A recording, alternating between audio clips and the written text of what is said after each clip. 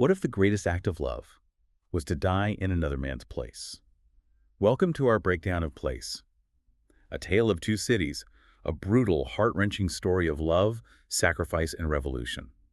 Set against the chaos of the French Revolution, this novel isn't just history. It's about one man's decision to give up everything for a woman who never loved him back. From public executions to hidden identities and ultimate betrayal, this story doesn't just tug at your heart, it rips it apart. Stay with us because by the end of this deep dive, you'll question what it truly means to be a hero. Hello everyone, and hi all, welcome to BookPodCastZone, where we take your deepest curiosities and turn them into insightful journeys. I'm your host, Emma. Yeah, I'm John. Here to help us, connect the dots and explore the broader implications of these incredible stories. And the themes, they're just timeless. They really are. Today we're embarking on a profound breakdown of Charles Dickens' day. A Tale of Two Cities. It's an epic, a truly brutal, heart-wrenching story of love, sacrifice, and revelation. Absolutely. Set against the chaos of the French Revolution, this novel isn't just history. It's a really powerful exploration of, as you said, one man's decision to give up everything for a woman who never loved him back. We've got a fantastic chapter-by-chapter summary from A Tale of Two Cities podcast summary that we'll be using as our roadmap, particularly for the first couple of books, which is what our source covers in detail. Yeah, and our mission for this deep dive is to really extract the most important nuggets of knowledge and insight from that source. We want to help you understand what makes this novel so timeless and impactful. From public executions to hidden identities, ultimate betrayal. Yeah. Like I said, this story doesn't just tug at your heart, it rips it apart. It really does. Right. So we're going beyond just the plot, looking at why it resonates so deeply even today. Stay with us because by the end of this deep dive, you'll definitely question what it truly means to be a hero. Okay, let's dive right into book the first. Recalled to Life. Chapter 1 is The Period, and Dickens just throws us right in. It's 1775, and he's drawing these incredibly sharp contrasts between England and France. Yeah, it's that famous opening, isn't it? It was the best of times, it was the worst of times. He sets up this era of wild extremes right away. Exactly. Hope and despair, wisdom and foolishness. Yeah. It's all there.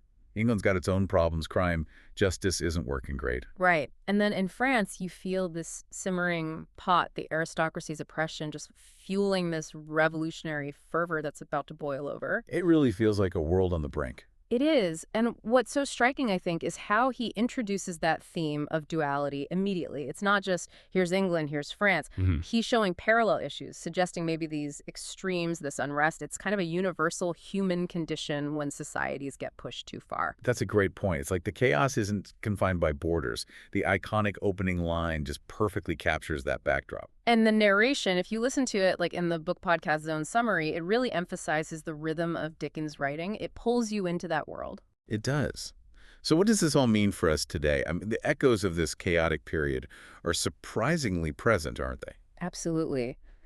You look at modern tensions like, think about the global protests in 2020 against systemic inequality, that widespread public frustration with authority, that call for big changes. It sounds incredibly familiar to Dickens' France. Exactly. It makes you ponder how these cycles of societal unrest just keep playing out, maybe in different forms, but the core issues feel persistent. It's fascinating stuff. If you're finding these connections as interesting as we are, please do remember to like, subscribe, and share for more updates. Now let's move on to the next chapter. Okay. Chapter 2, The Mail. Here we shift focus a bit. We meet Mr. Jarvis Lorry. The banker from Tellson's. Very proper, very businesslike. Right, dedicated guy. He's on a mail coach, London to Dover, and he gets this really cryptic message, recalled to life. Chills, right? Instantly intriguing. Totally. And it refers to Dr. Alexandre Manette, who's been locked away in France for, 18 years? 18 long years. Yeah, this chapter really establishes Laurie's mission. It's shrouded in secrecy. And that phrase, recalled to life, it's the start of this huge theme, isn't it? Resurrection, hope, starting over. Definitely. It's not just literal life. It's about reclaiming identity, maybe even a soul, and the secretive tone. It just screams that big things, personal, political, are coming. Oh yeah, it foreshadows so much. The narration of this chapter, too, often enhances that tension of the nighttime coach ride.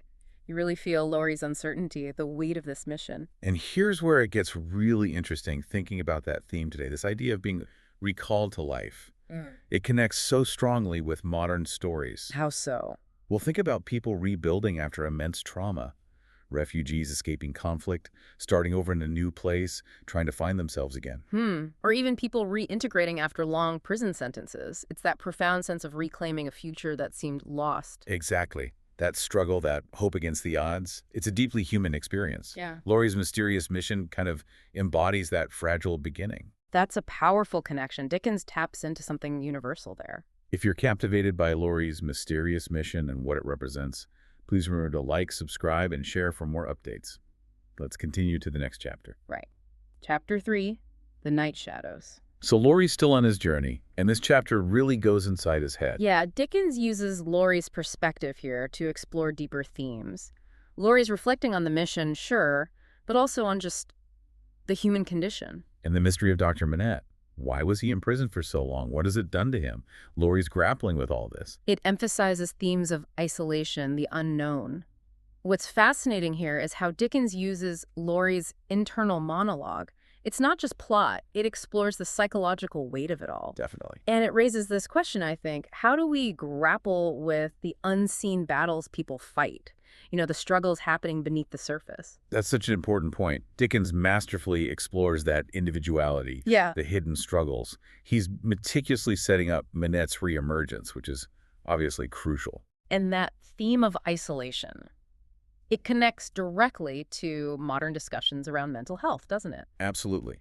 Think about the challenges people face reintegrating into society after, say, long-term incarceration or even prolonged illness, overcoming that psychological toll, that sense of being separate. It's immense, and Laurie's thoughts kind of draw us into that space, making us consider those hidden burdens. The narration often brings Laurie's introspection to life, really encouraging you, the listener, to ponder these universal experiences of solitude and reflection. It makes the story feel much deeper than just a historical adventure. If you're finding this deep dive into human solitude and hidden struggles thought-provoking, please remember to like, subscribe, and share for more updates.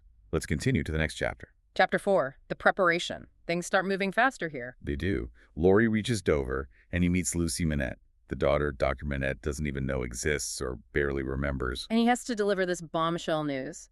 Your father, who you thought was dead for years, he's alive. In Paris. Imagine hearing that. It's astonishing.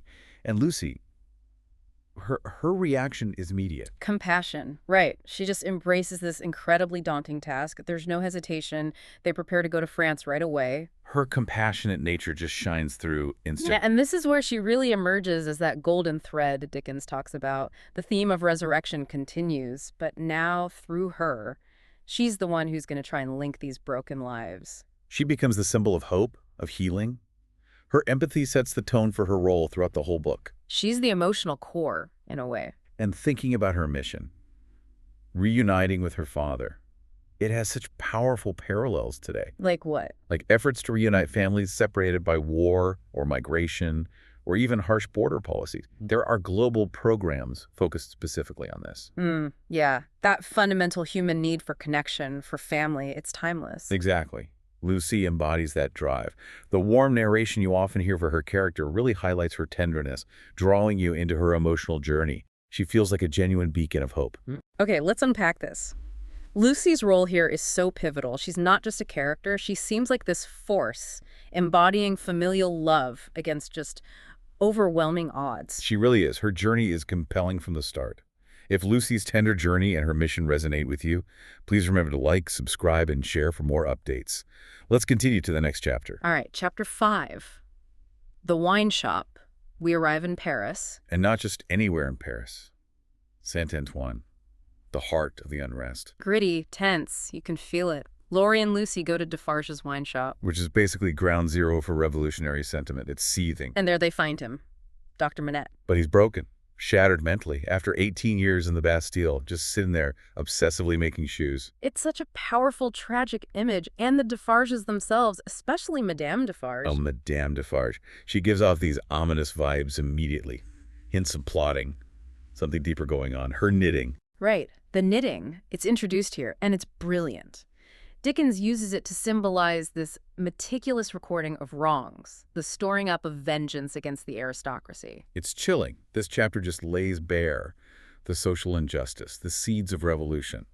Manette's condition shows the human cost of that oppression. And the wine shop itself, if we connect this to the bigger picture, it isn't just a setting, it's a microcosm of the revolution brewing.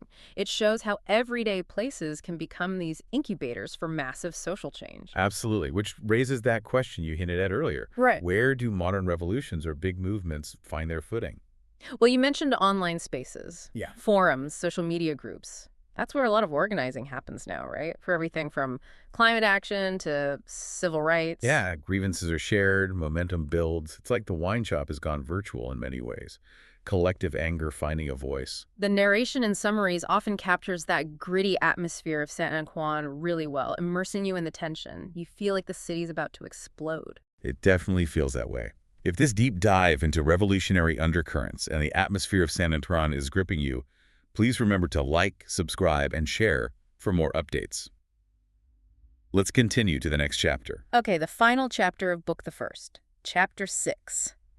The Shoemaker. And this brings us back to that very personal interaction between Lucy and her father. It's all about Lucy's patience, her tenderness. She gently, slowly starts to reconnect with him, trying to help him remember who he is. It's such a delicate process. He's so fragile. But there's hope. They prepare to leave for London, marking the very beginning of his long, difficult recovery. It really emphasizes Lucy's nurturing role again, and Manette's state broken, but maybe not completely lost. The themes of resurrection and the power of love are just front and center here. Lucy's compassion is literally the trigger for his healing. It shows love's ability to restore, even after profound trauma. It's incredibly moving. Here's where it gets really interesting. This quiet, tender moment of reconnection is just as powerful, maybe more so, than any big dramatic scene, isn't it? I think so. It speaks volumes about quiet strength. And Manette's recovery journey.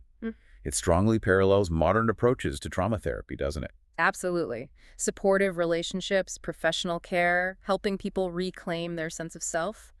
Think about veterans with PTSD or survivors of abuse finding paths to healing. Lucy is like his first crucial support system.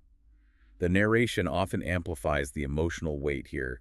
You feel Lucy's hope, Manette's fragility. It's a beautiful, poignant end to the first book. If you're moved by this poignant reunion and the start of Manette's recovery, please remember to like, subscribe, and share for more updates. Let's move on. Okay, let's transition into Book the Second, The Golden Thread. Chapter 1, 5 years later. So we jump forward in time. It's 1780 now. And we're back in London, focusing on Tellson's Bank. Dickens paints it as this incredibly old-fashioned place, resistant to any kind of change, dusty, dark. It kind of symbolizes a certain stagnation, maybe. I think so. It's a subtle critique. And then we meet Jerry Cruncher, the bank porter. Ah, Jerry, the honest tradesman. He's rough around the edges. And he has this mysterious sideline job, grave robbing, or resurrection man, as they called it. Right. It introduces him and firmly establishes this London setting, but also hints at something darker hidden beneath the surface. That contrast is key. The rigid, respectable bank and Cruncher's shadowy, morally ambiguous night job. It sets the stage for the moral complexities to come.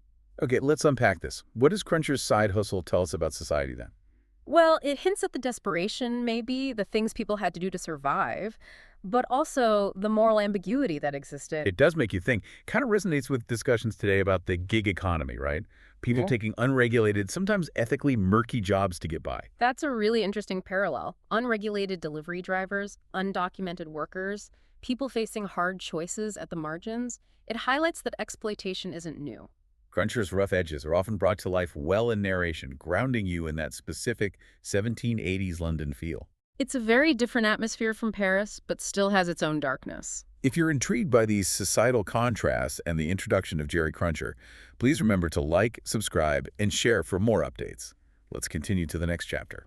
Chapter 2. A Sight. This one shifts gears dramatically. Courtroom drama. Yes. We're at the Old Bailey in London. Laurie and Lucy are there to witness the treason trial of Charles Darnay. Darnay, this French emigrant, accused of spying for the French crown against England. High stakes. Very high. Treason means death, and the prosecution seems pretty confident. But then the defense gets help from an unlikely source. Sidney Carton. Ah, Carton, the lawyer who looks remarkably like Darnay. Exactly. This uncanny resemblance throws a huge wrench in the works. It creates reasonable doubt, undermines the eyewitness testimony. It's brilliant. The theme of duality pops up again, but this time it's physical between two people, and it has life or death consequences. Right, and the trial itself really highlights issues of justice, how fragile evidence can be, the danger of mistaken identity. What's fascinating here is how a simple physical resemblance can completely upend the legal process. It makes you question things. It really does. How much do we rely on appearance versus fact in our judgments, both in court and just in life? It's a scary thought. And this connects so directly to modern issues of wrongful convictions. Absolutely. Organizations like the Innocence Project here in the U.S. using DNA to exonerate people wrongly convicted, often based on flawed eyewitness accounts. It shows the justice system is still fallible, still struggles with these issues of perception and identity. Dickens was pointing this out centuries ago. The dynamic narration of this scene usually captures that intense courtroom drama really well. You feel the high stakes. If you're on the edge of your seat with this courtroom drama and its implications, please remember to like, subscribe, and share for more updates. Let's continue to the next chapter. Chapter 3. A disappointment.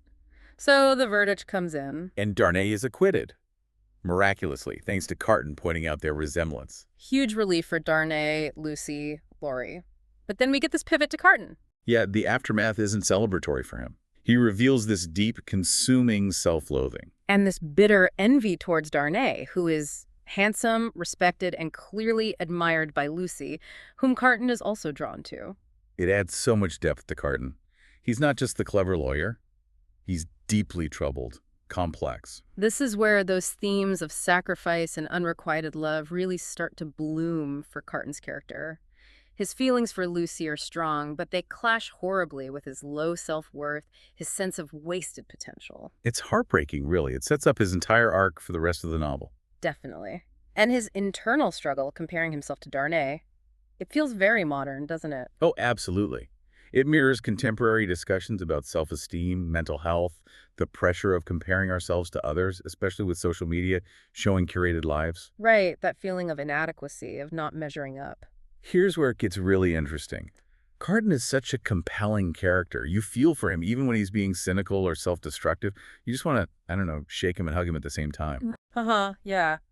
His internal battle is incredibly relatable. The nuanced delivery in narrations often highlights his vulnerability beneath the bitterness. It makes you connect with the pain of unfulfilled potential. If Carton's emotional turmoil resonates with you, and you find his character compelling, please remember to like, subscribe, and share for more updates. Let's continue to the next chapter. Okay, Chapter 4, Congratulatory. We have a gathering after the trial. Right, a sort of celebratory dinner with Darnay, Carton, Laurie, and the Manette's Lucy and the doctor who's slowly recovering. But even though Carton was key to the acquittal, the mood isn't entirely easy, especially for him. No, his bitterness and resentment towards Darnay seem to actually grow in this scene. He sees Darnay getting the admiration, especially Lucy's. And Lucy's kindness just shines through, as always, which maybe makes it harder for Carton. It provides this stark contrast to his internal darkness. Dickens is so meticulous here, exploring these themes of rivalry, jealousy, but also hinting at Carton's potential for redemption down the line. His conflicted feelings are palpable. If we connect this to the bigger picture, this dinner scene, which seems pretty ordinary on the surface, is actually loaded with foreshadowing. How so? It sets up the central love triangle, the rivalry, and ultimately the path that leads to Carton's huge sacrifice later on. It shows how these very personal feelings, these resentments and affections, get tangled up in the larger historical events. That's a great point. It reminds me of, say, workplace rivalries. People might cooperate on the surface, but underneath there's competition, insecurity, ambition. Exactly. Masked behind professionalism. Carton's brooding tone, his conflicted emotions are often subtly emphasized in narration, drawing you deeper into that internal conflict. It's clever writing. The personal drama fuels the larger narrative. If you're captivated by these subtle character dynamics and how they foreshadow future events, please remember to like, subscribe, and share for more updates. And that brings us towards the end of the detailed summaries provided by our source. That's right.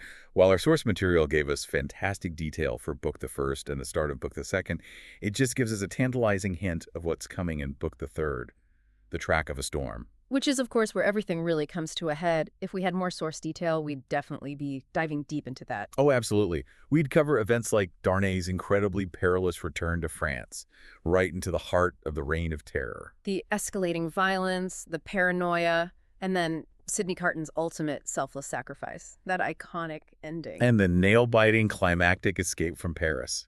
So much happens. And each chapter there would surely offer more of Dickens' incisive insights. We'd highlight how narration enhances that intense experience, and we'd draw compelling modern parallels, too. Yeah, parallels to modern revolutionary movements, perhaps, or acts of profound personal sacrifice we see even today. It truly is where that core theme we started with, dying in another man's place, comes to its absolutely heartbreaking yet somehow uplifting fruition.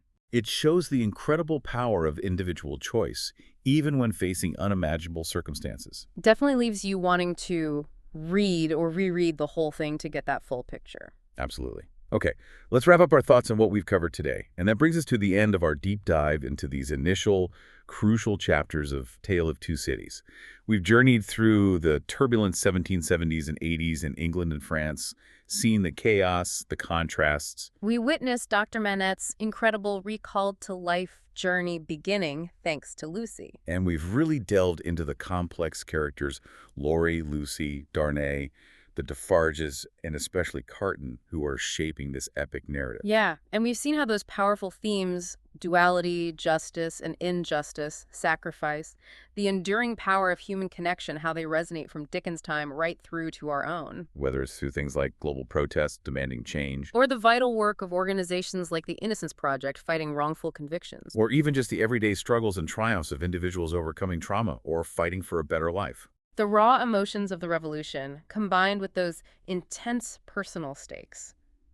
It really highlights what happens when societal pressures reach a boiling point and how individual choices can ripple outwards. It's a story that starkly reminds us of the fragility of justice, how easily things can go wrong. And the long, often arduous road to recovery from deep trauma, like Manette's. But also the profound impact of love and sacrifice, those quiet, sometimes unnoticed acts that truly define what heroism can be. We began by asking, what if the greatest act of love was to die in another man's place? And through this novel, especially in Carton's arc, which we've just started to see, Dickens explores that very question, showing how redemption can be found in the most selfless, unexpected ways. So for you, our listener, here's maybe a final thought to mull over, something to take away from this.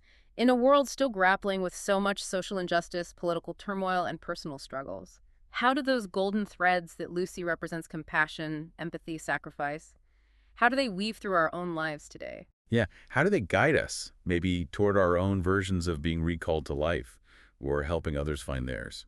It's something to think about. Thank you so much for joining us on Book Podcast Zone for this deep dive into A Tale of Two Cities. We hope you've gained new appreciation for this incredible novel and its enduring, powerful themes. Until next time.